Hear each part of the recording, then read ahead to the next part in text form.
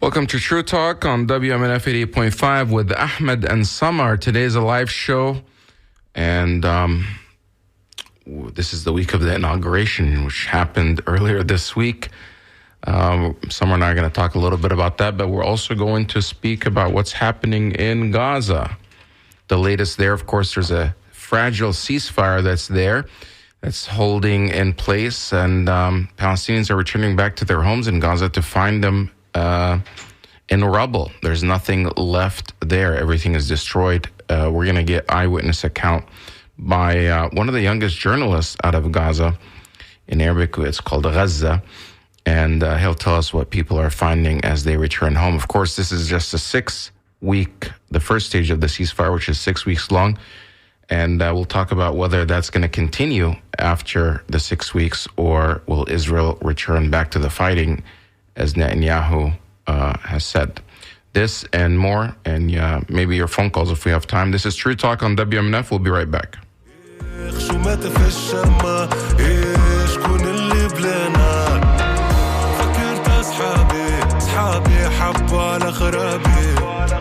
أعطيتهم مترابي فرشوش وكفرش نزرابي غيب على روحي منعيبش على قرابي رقدت ونحلم وفكت نجري على سرابي وفي غيبوبة وينك يا صحوبة وطلعوا ذيوبة وناس خوانة بيوسنا مقلوبة وطلب بالتوبة وأيام محسوبة والوقت يخذنا فكرت أيامي وقلت يا حسرة مخيب هالدنيا ومحلاها الدنيا بلا غسرة فكرت أيامي وقلت يا حسرة مخيب هالدنيا ومحلاها الدنيا بلا غسرة فحكيت لأمي وناس بالقيمة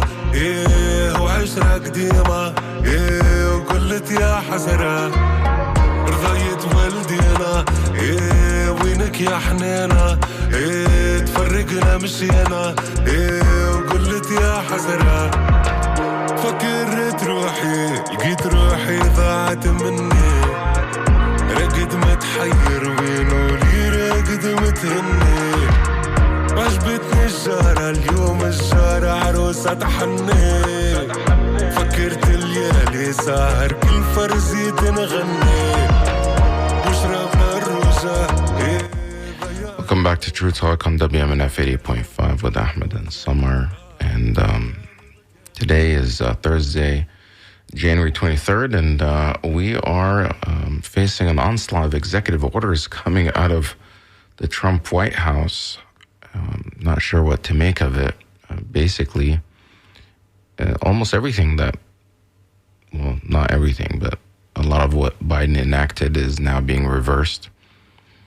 One of the things that I found surprising was this, that the Health and Human Services Department can no longer send out any communication or advisories. Everything has been halted. Also, virus research has been halted, and there are all these viruses are circulating now, so I'm not sure how that's making us safer. Of course, Trump's administration, or when they were campaigning, they said they were going to do a lot of this stuff. People didn't believe them. Are you there? Assalamu alaikum, Ahmed. Yes, I am here witnessing amazing stuff going on that I can't keep up with. Yeah, it's like so much. By the time you process something, then something else is happening. So you watched the inauguration.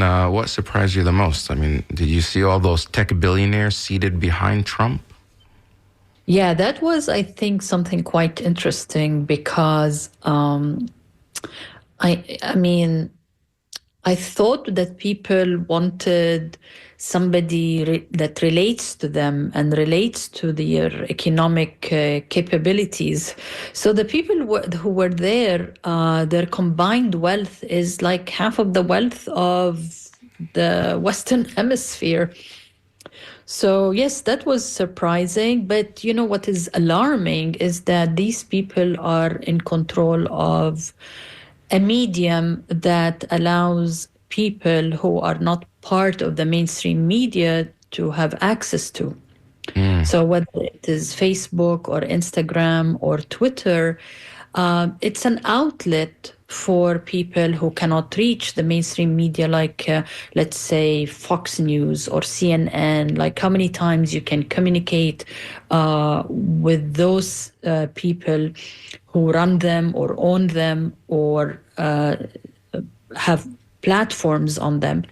But on Twitter, you can send the president a tweet. You can tag the State Department. You can tell the New York Times that this title of this article is wrong or misleading or biased. So this marriage, this unholy marriage between people who control such social media and power is really alarming. Right. For me. Yes. I remember because we've been doing this show for a long time, over 20 years. I don't want to age ourselves or you. But I remember there was a campaign that we were part of at some point against big media. I don't know if you remember that. And I think we even participated in some symposiums about breaking up big media and how a few media, and back then we're talking about legacy media companies like, GE that own all these networks, NBC and others, and that, Viacom, or if I remember if that's their name, Time Warner. These were the big legacy medias. Now they've been replaced by this digital media and the new media and these billionaire oligarchs, which most of them are basically controlling information. I mean, Google is not making any product. It's a software, and it handles a lot of communication, the things that we search for on the internet. So again, it comes down to the information and people's access to information. And when we have a constitutional right to freedom of speech and freedom of the press, but how, what is that worth if, for example, it's all consolidated in the hands of a few billionaires that control everything that we see? And case in point, even companies that are not owned by Americans, like TikTok, which went dark on Sunday because of the law banning it. And it went into effect after the Supreme Court said, no, the law can stand. And Trump said he wants to save it. And it went dark for a while. And then I don't know if you saw, but later that same day, I think later on Sunday, they put a message saying, we're back online thanks to Trump because, he promised to save it. And the CEO of TikTok was at the inauguration. And now people are going on TikTok. And you and I have said this before, that the whole reason they were banning TikTok to begin with was not for the stated goal or the reason that they were saying that, they were worried about China and the security and China interference in America. Most of it, maybe that was before, but it really kicked into high gear when after October 7th, most of TikTok global trending was that, people were calling for free Palestine and to end the genocide and criticizing Israel, and Palestinians inside Gaza were sharing the live streaming, the genocide that's happening there. And even not Fox News, but you might as well call them Fox News, but the ADL, they were sounding the alarms about how TikTok is a problem for them because they can't control it. And finally, now that TikTok is back, if you put in the search term free Palestine or actually write it in, it gets blocked or removed, and it calls it hate speech. So now the compromise for TikTok remaining is not about, criticizing Trump or the American government but it's about criticism of Israel. And they're banning that all under the guise of, this is anti-Semitism. So now saying something as like free Palestine on TikTok, if you try to put that comment, they'll flag it automatically. Their algorithm flags it as hate speech. And that's very disturbing. Yes, Ahmed, I am not very good at TikTok. I did an account there. I created an account simply because of this conversation that took place after October 7. And then when I saw the head of the president of the ADL saying you know, there are billions of posts and impressions when it comes to Palestine, but not when it comes to Israel. And we should control that. And then I said, okay, let me go there and see what is going on. And I was amazed because I thought, okay, maybe there is activism on the part of Palestinians or Palestinian Americans or American Muslims. But no, it was like your average American and even below average American people who are not young or not savvy when it comes to social media and are just asking legitimate questions. Why are we financing this? Why are we sending bombs? And why this and why that? And it went even more than that, and starting to tell other people what to do and how much of our taxes goes to financing this war. So yes, I can see that, but I haven't gone there lately to try and do to say what you just said, to do Free Palestine, to put Free Palestine and see what comes out there. But what is interesting is that more than 15 million Americans went actually during the ban to Chinese websites and Chinese. Yeah, Red Note. I think it's called Red Note. It's an app called Red Note. It's basically like the Chinese TikTok. So they pushed people to go actually into the system of the Chinese government. But I always believe, Ahmed, that that there is, no matter what governments in general, and not only in the US or in the Arab world, no matter how much they want to suffocate the masses or suffocate dissent or suffocate the idea of reaching out or coordinating with each other, is doomed to fail, and it will force people to find alternatives. Right. Like how we ended up with Twitter, and how we ended up with all these social platforms, how we ended up with TikTok. I am sure that there are so many other less known ones. Trump created one. What is it called? Social Truth. Social thing, because he felt that he's being censored. Well, I mean, they did kick him off all those platforms, and now he wants to, go back and punish them. It's so amazing that, Meta and Zuckerberg, who kicked Trump off their platform, they banned him, and now they're just running to Trump at the inauguration, all lined up behind him. I mean, these are the richest people in the world.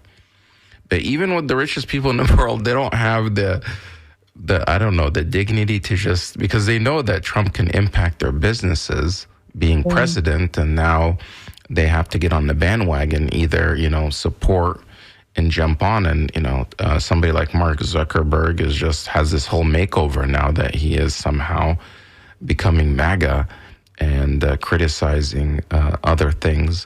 But one thing that, even though you can go on there and you can question issues about LGBTQ and transgender and the whole issue about male and female, things that were not allowed because they were being moderated. But the one thing that continues to be moderated and banned on Meta is any type of support for Palestine or criticism of Israel.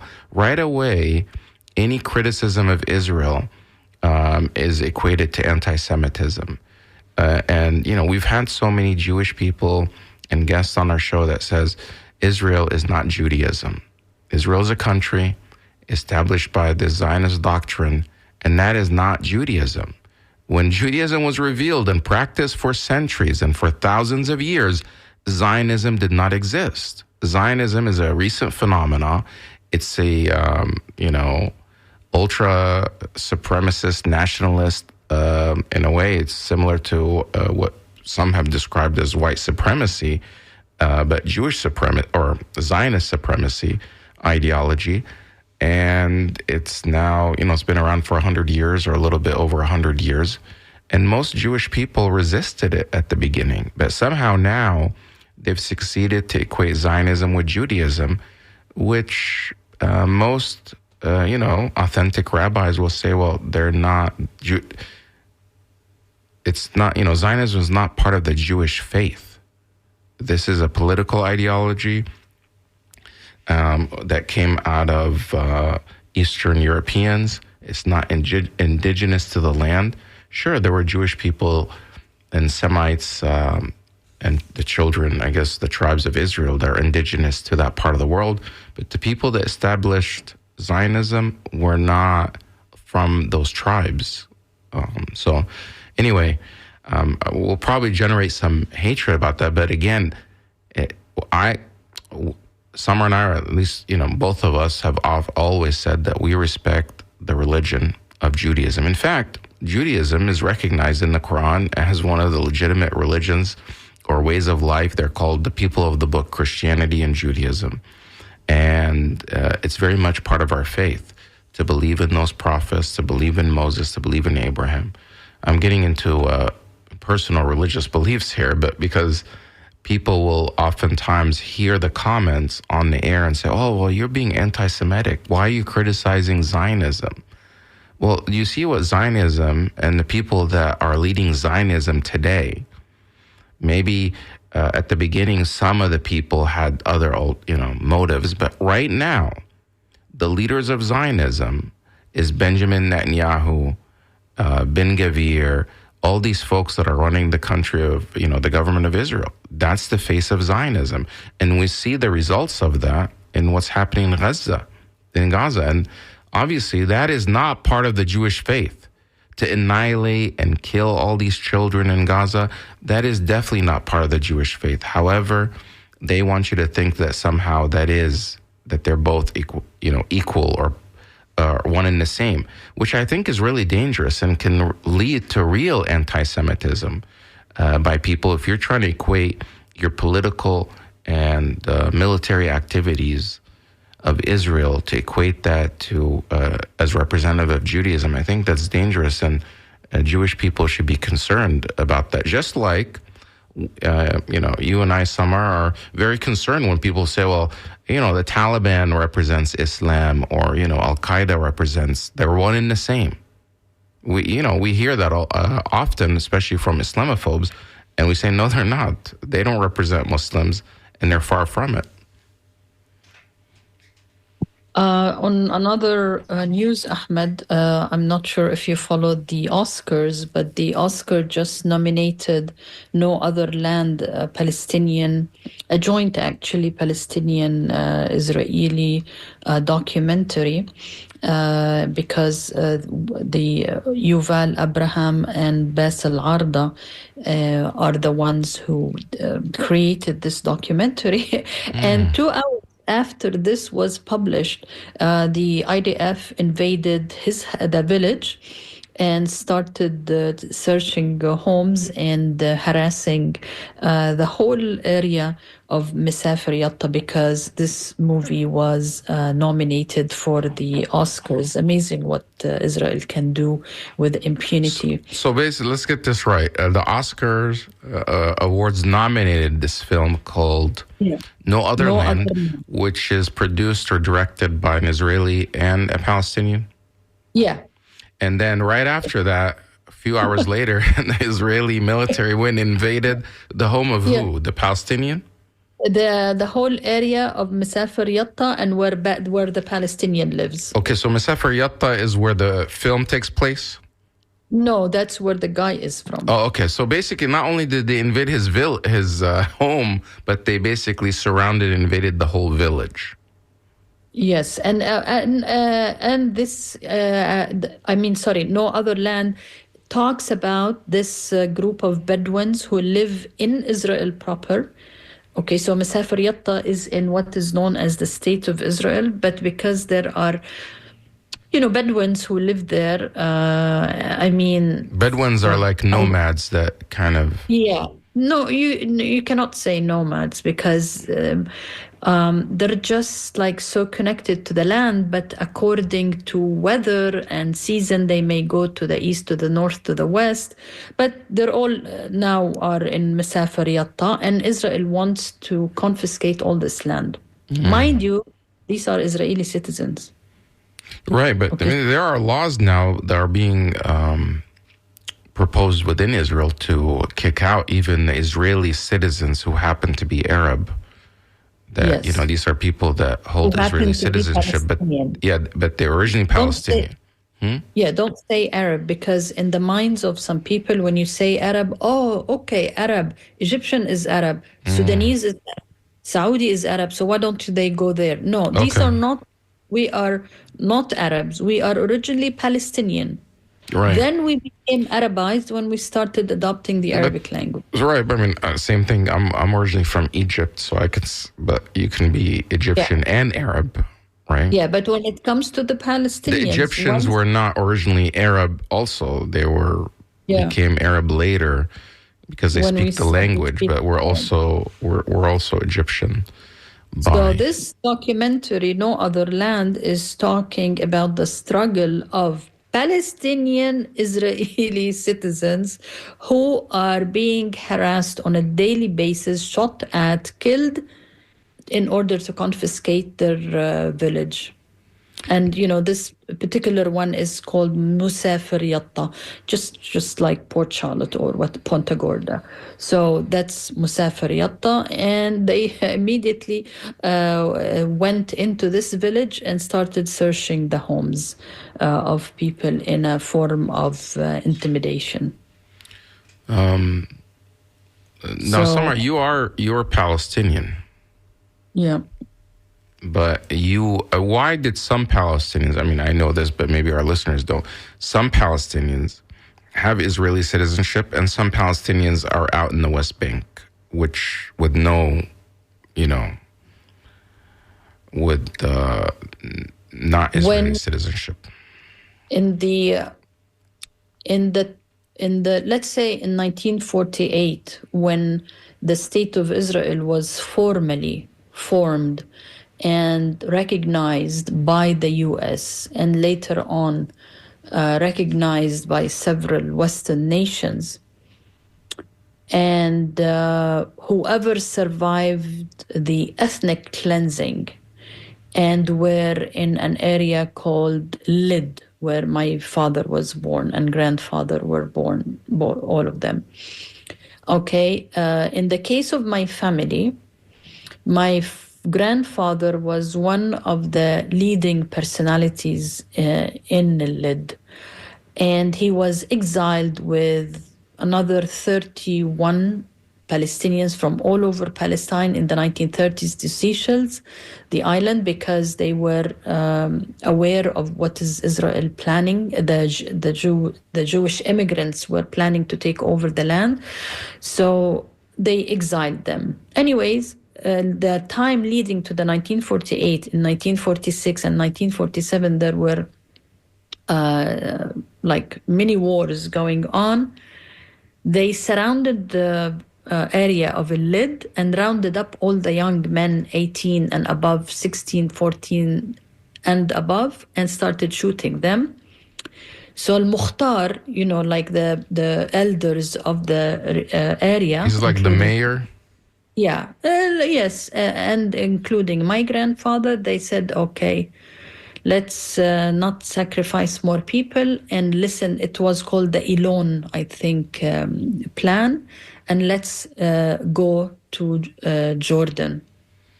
So they started the march to Jordan to leave Lid under the threat of a massacre that already started, which was the Dahmash Mosque massacre, which is where my family is from.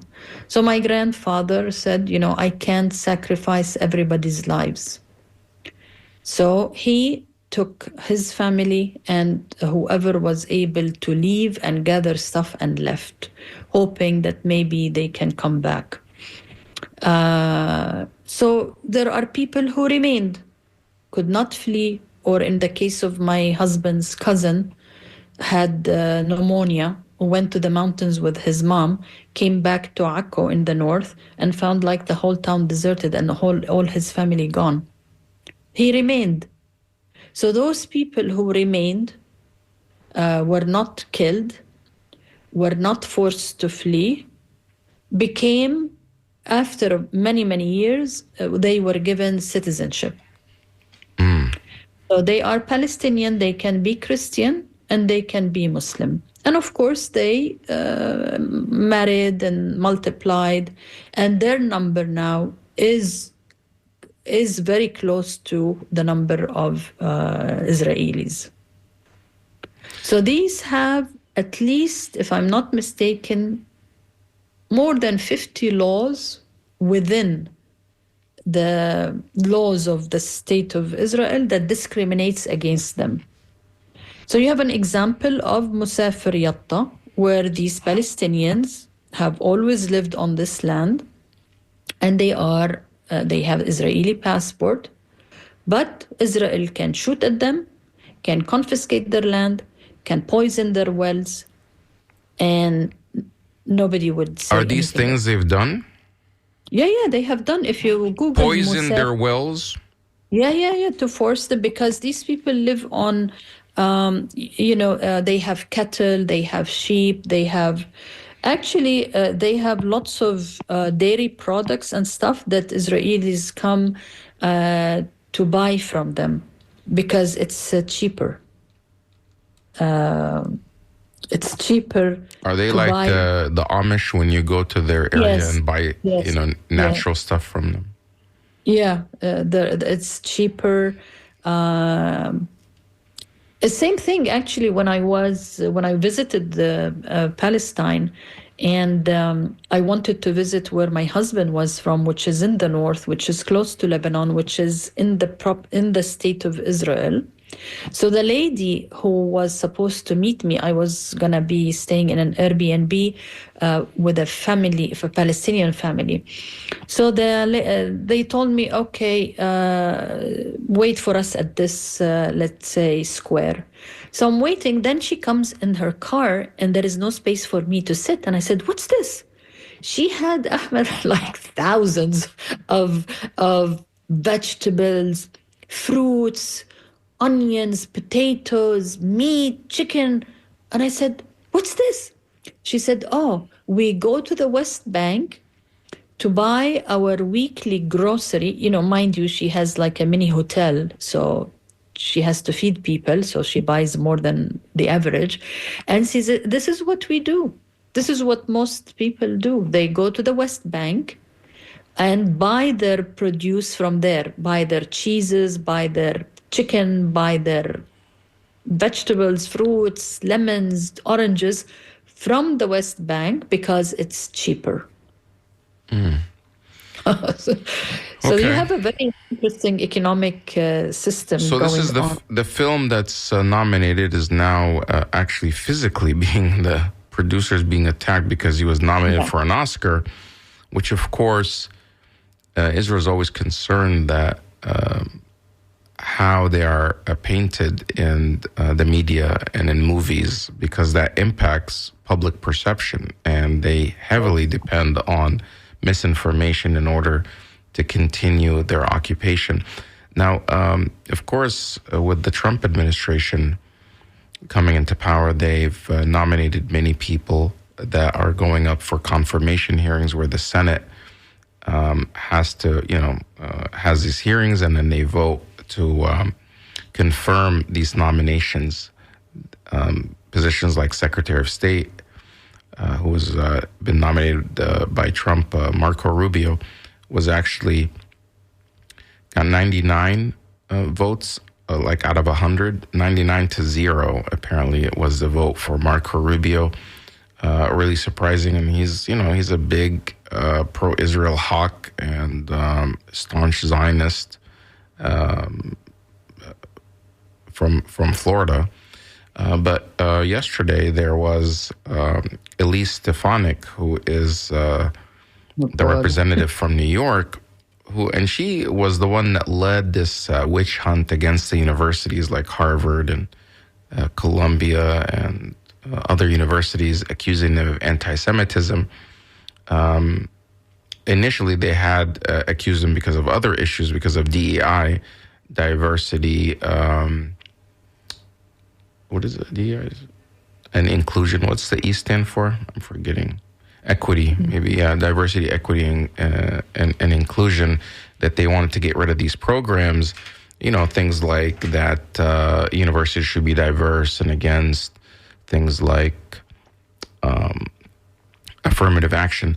So she was up for a nomination at the nomination hearing, and she had this exchange with Senator Chris Van Hollen. I want to play it for you, where she refused to say whether Palestinians should have the right to self-determination. When he asked her about the Palestinians' rights to self-determination, she just started talking about something else. And then later on, she dropped this bombshell that she really doesn't believe in. She believes that Israel has a right to the West Bank, a biblical right. So let me just play this for you and get your reaction. Representative Stefanik, it was a very simple question. I just asking you if you agree with the statement that in order to achieve long-term peace and stability in the Middle East, that we have to secure the human rights and rights of self-determination for both Israelis and Palestinians. That's a yes or no? I support human rights for all, and I think it's a disgrace that Hamas and Hezbollah have stripped human rights of the Palestinian people, and we need to ensure that we are standing up for human rights, and Israel is standing up for human rights. It is a beacon of human rights in the region. We agree with that. I asked you in my office also about whether Palestinians have the right of self-determination. My understanding was you said yes. Do you have a different answer today? That was not the direct question that we discussed. I said the Palestinian people... You believe that Palestinians have the right of self-determination? I believe the Palestinian people deserve so much better than the failures that they've had from terrorist leadership. It's just a pretty simple question. And I believe we need peace in the region. Of course they deserve human rights. So... I want to ensure that, number one... He wasn't asking, do they deserve human rights? He's asking, do they have a right to self-determination, meaning they have their own state, they have the right to vote, things like that, to choose their, future or their government. But she keeps going around saying, of course they deserve better than what they already have. That's not in dispute. When we bring the hostages home, so do all of us. Representative Isn't Stefanik, she a Catholic? Yeah, I believe so, but she's, she knows how to get her way around, I guess, in Washington, in the corridors. She's become one of the biggest. I mean, a lot of these politicians in Congress, they owe their success to groups like AIPAC. So they get a lot of funding from them, and others are just terrified that they'll be, campaigned against. The AIPAC will pour money. AIPAC and their allies, the pro-Israel lobby, will pour so much money against them. But listen to the rest of this. There's about 30 seconds left.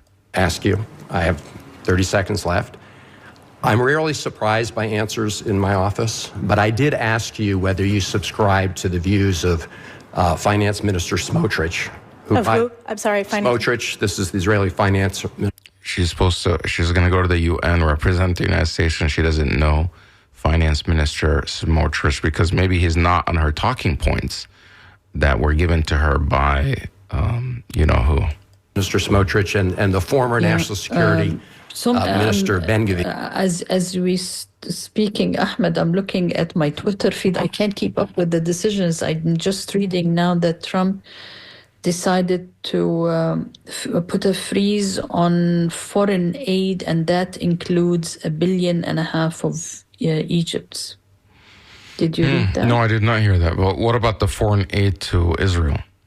I have no idea. I'm just starting to read this. And the other thing, what he did is that unfreeze the Biden had decided to put, I think, a number of right-wing settlers. Yeah, the sanctions against some extremist settlers that have been rampaging and attacking Palestinians in the West Bank.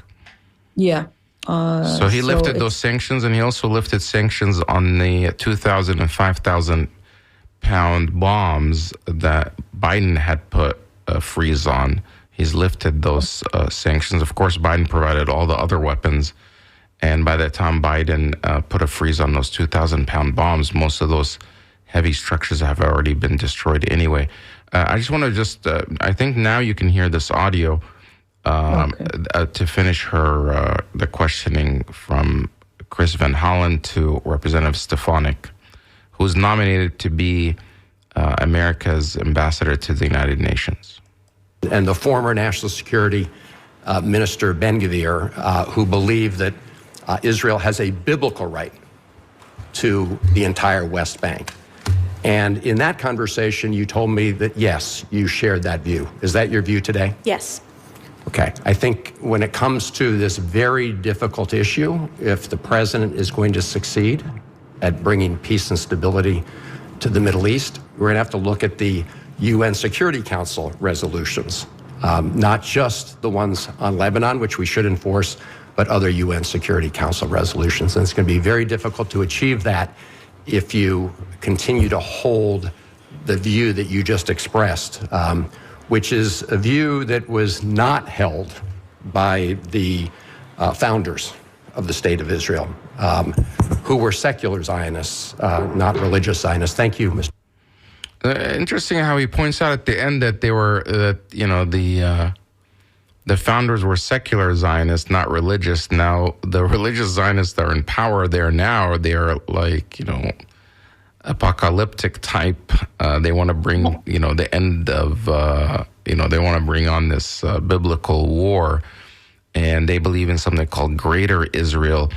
But for the U.S. representative to the United Nations, that she believes that they have a biblical right to the West Bank, meaning basically all of the land, and there's no right of Palestinians to have any land there. That's against what the United Nations calls for. So you're going in there representing America in the UN, and basically the whole state of Israel was established by the UN. And if you're going there basically not even acknowledging any of the resolutions or any of the things that the UN has established for Israel, then why should the other side recognize Israel if you're not recognizing the other side at all? And the same thing, the U.S. ambassador, Trump nominated Mike Huckabee to be the U.S. ambassador to Israel, and he has also even more crazy views, and he believes that Israel has not only does Israel have the biblical right to all that land, but that Palestinians never even existed, that there's no such thing as Palestine, that these are made-up people. And that's who's going to represent this administration on this issue. Yet none of them were able to defeat the Palestinians in Gaza with all the might, with all the AI. Now we know that Google was helping the military in Israel, how to target and how to bomb and how to commit genocide. At the end of the day, they cannot wipe a whole indigenous population. Clarify what you're saying there when you say they were not able to defeat. Gaza's pretty, destroyed. But what do you mean they were not able to defeat them? Gaza is destroyed, but the people are not marching out of Gaza to the Sinai and leaving and giving up on their land. Actually, if people go to some social media and Google Gazans rebuilding, you will find that the Gazans are not waiting for aid to come from outside. They are already crushing the rubble and trying to build their homes back, are trying to create walls in order to have shelter. So if you have defeated the people, it means that they are in despair. They can't wait to the border and leave. So Israel has might and the U.S. has might, and they can put this Liz think that I think she's too stupid to understand that this guy, that he was really setting her up with her answer. Or Huckabee, or they can say whatever they want, Ahmed. At the end of the day, I, as a Palestinian, will never, ever give up on the idea and the dream of going back to Palestine. Right now, you're denied to go back, are you? No, Or I'm can not you denied go? as an American citizen. I can go and visit. Oh, as an American Yeah, of citizen, course. because you have an But American my passport. sister, but my sister, for instance, cannot because she doesn't have an American passport. But I can go. But I mean, if let's say I want to stay there, I think the visa allows you to stay 3 months and then you leave and then you come back 3 months. But if they decide not to let me in, they can. But you're able to stay there as an American, not as a Palestinian. You don't have Palestinian nationality. That was basically, that's not I mean, something you can. Let's talk about my mother, who was born there. Okay, she was born there. She cannot go. She doesn't have a U.S. passport, so. And she cannot go, even though she was born there. Yet, basically, if the rules in the state of Israel right now, you can, if you're Jewish anywhere in the world, as soon as you land, you get citizenship. Actually, one of the most fascinating things that I saw with my own eyes when I went to Akka, Akka is my husband's hometown, is that I noticed so many churches. And the bell is ringing. So I was walking with his cousin's son, and I said, "Oh wow, I didn't know that Akka had so many churches or Christians." Or he says, "No, they're all Russian." I said, "What do you mean?" He said, "No, the people Okay. are." What? After the collapse of the Soviet Union, they all claimed that they were Jewish. They came. And with time, they went back to their Christian religion, and they're the ones who are opening these churches and renovating them and keeping them alive. So I said, "So you are telling me that these people are Russian?" He said, "Yeah, these are Russian Christians." Well, there's a lot of Russians that went there, a lot of Jewish Russians. I remember there was always this organization that's advertising on TV to donate so you can bring Russian Jews back to the homeland. Another thing, actually, Ahmed, because I keep looking at the Twitter feed while we're talking, that part of what Trump was saying, actually, he said something quite interesting when he was asked, if you remember, the first day he went to the Oval Office and there were reporters and somebody asked him about the war in Gaza, and he said, "It's not our war, it's their war." And people thought, okay, that was something positive in a way, that he's not going to be involved and tangled with it. Then he says, but, and I think Witikoff was on Fox News today, his envoy to the Middle East, and he said, "I'm planning to go to Gaza, I'm planning to go to Israel, and I want to make sure that this ceasefire is going to work and that I'm going to monitor. So I want to make sure that phase 2 is going to happen and implemented, and because I have there is a potential to do normalization in the Arab world, and the normalization is going to be with Saudi Arabia." And then there was this talk about the Crown Prince of Saudi Arabia saying, "Okay, we're going to be spending $600 billion, investing $600 billion." And now Trump just said 30 minutes ago, it's $1 trillion. $1 trillion that is going to be invested. So invested where? Like in the U.S. Oh, because last time, I heard Trump say the last time he went, his first international trip is usually to the UK or historically. However, he ended up going to Saudi Arabia, and they asked him why. He said because they said they agreed to invest $400 billion in America back then. That's why I went there. And perhaps if they do that again, but now because of inflation, if they for inflation maybe it's 480, 500 billion, then I can go there again as my first trip. But now you're saying he said it's $1 trillion? Yes, it's a trillion. If you want to hear it, I don't know if this is going to be clear, but let me No, play I it. can. If you send me the Oh, you link, can? I can play it. Okay, just a second. That Saudi Arabia will be investing at least $600 billion in America, but I'll be asking the Crown Prince, who's a fantastic guy, to round it out to around $1 trillion. I think they'll do that because we've been very good to them. And I'm also... How have they been good to them? And then I think he's been personally good to the Crown Prince because he kept him out of, prosecution when the whole world knew that he was involved in Jamal Khashoggi I think murder. Sorry, Ahmed, but the rest of the clip was he's going to ask him to lower the price of oil.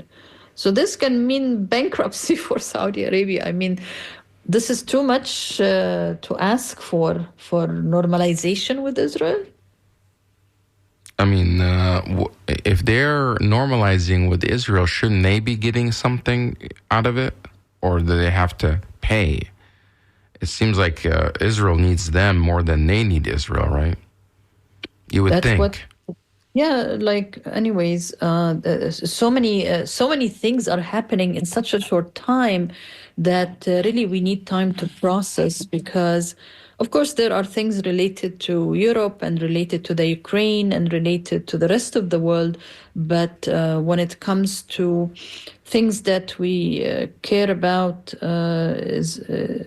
and there is this weird thing I am just reading now, that Indian women are now who are pregnant and are in the US are trying to do a C-section, because some people assume that, when they talk about the border, they think that it's infiltrated by Muslims and Islamists and all that. But actually, so many of them are not even from Latin America. Yes. Many are from other parts of the world. For instance, Moody said that he's going to expatriate, they call it. He will take back 18,000 that crossed the borders recently from India to the US, and that he's willing to pay for them to come back to India. So there's 18,000 Indians from India that are in the US illegally? Yeah. That cross the border through Mexico? Yeah, so there is obviously a huge industry going out there. But what I'm trying to say is that people assume that most people who come are either terrorists, meaning from the Middle East, or from... If there's so many terrorists that are coming, why aren't there any attacks? So it's not happening. This is again, they use this as scapegoating. There is, maybe if there is a problem at the border, a lot of these people that are coming here are because their countries are oftentimes impacted by policies of the United States, whether they are in the Southern Hemisphere and, policies by Europe. We can't expect to live in a world where we take the resources of everyone else and they live in extreme poverty and unsafe and without their resources, and somehow that we will be able to just wall ourselves off and nobody can get in, and we live in a completely higher standard. There has to be some sort of economic justice. I mean, if you try to fix they would not be coming here if you helped establish better economies or better opportunities for them in their countries. So instead of spending all this money on military and war and weapons, what about spending that money on, stimulating their economy or creating jobs or creating opportunities for them there, where they'd rather stay in their places? I mean, you see in Syria, now that Syria has been freed from Bashar al-Assad, many people are returning back that were refugees in other places because they want to be back home. There's nothing like being at home. So it's not that everybody just wants to come to the United States. And they're seeing what's happening here. There's a lot of problems in our country. And, the democratic process and the political system here is one of them. the way of life we've had before is now, there's no guarantee that it's going to continue as is. When you see the polarization that we have, the amount of hatred and animosity between, the political parties, and the way things are going, and between ethnic groups and races. A lot of course, is mainly just coming from the white supremacists that are going after everyone else. And they think that now that Trump is back in the White House, that you don't have to worry about the Constitution. We have something called the Constitution, and this is a republic where people's rights are guaranteed, not the rights of just the white, Christian folks. It's the rights of everyone.